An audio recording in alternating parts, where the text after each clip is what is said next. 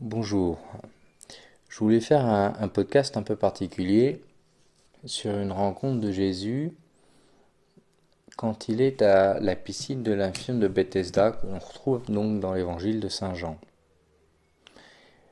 Jésus apprend qu'il y a un homme qui est paralysé depuis 38 ans, va voir cet homme et lui pose une question qui est complètement surréaliste. Il pose la question à cet homme en lui disant: Veux-tu guérir? Pour ceux qui ont fait des pèlerinages et qui ont pu aller à Lourdes, il est évident que c'est une question qu'on peut poser à personne en fait qui est malade. D'abord parce qu'elle est ridicule, personne n'oserait poser à un malade cette question: veux-tu guérir?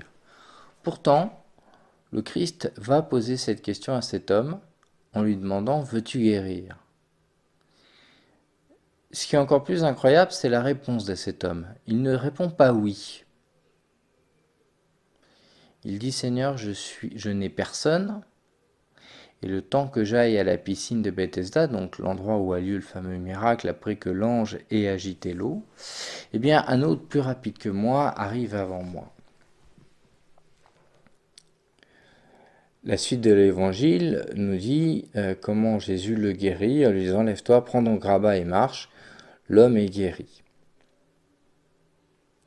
La question que je voudrais aborder ici n'est pas tellement la thématique, j'allais dire, de l'acte même de la guérison de Jésus, ni derrière la problématique, on va dire, des rencontres qui vont avoir lieu, mais pourquoi le Christ pose cette question à cet homme: veux-tu guérir?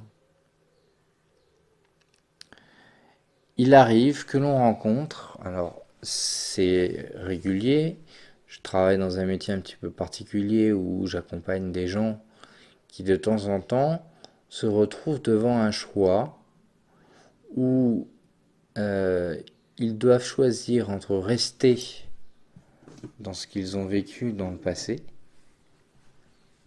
et ressasser quelque chose qui est extrêmement douloureux, très souvent, ou au contraire accepter de lâcher ce qui s'est passé avant pour vivre ce qu'ils ont à vivre maintenant. Alors ça paraît complètement paradoxal, mais cela montre que même s'il y a une sorte de paralysie, et pour cet homme ça devait être quelque chose de colossal, parce que 38 ans paralysé, c'est pas rien. Cette question du veux-tu guérir démontre en fait que la liberté intérieure est toujours là. Et que le choix intérieur reste. Ce qui est intéressant de bien comprendre, c'est que l'homme est totalement incapable de répondre oui. Ce qui veut dire qu'au niveau de sa psychologie, au niveau de sa volonté, il est complètement détruit. Il est dans ce qu'on appelle une situation limite où il ne peut plus décider, vouloir. Il n'y a plus d'efficacité en lui.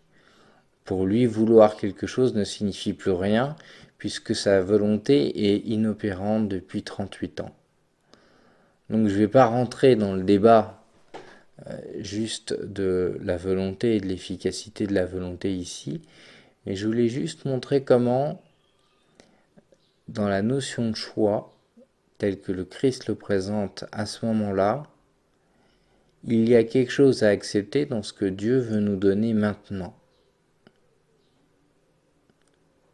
C'est parfois étrange, on ne sait pas trop pourquoi c'est maintenant et pas avant. Il y a des personnes qui sont atteintes quand elles sont toutes jeunes et le Seigneur vient tout de suite. Parfois c'est plus tard, il n'y a pas d'explication. Mais il y a toujours ce choix d'accepter de vivre ce que j'ai à vivre maintenant ou de ressasser un passé. Et souvent, il n'y a rien à faire, ce passé est négatif. Voilà, c'est très court, mais c'était juste pour montrer comment la liberté intérieure reste présente. C'est un sujet extrêmement important en Vitose puisque c'est l'une des sources principales de la guérison. Mais ici, je voulais l'aborder dans une thématique qui était une thématique vraiment, cette fois-ci, au niveau de la foi.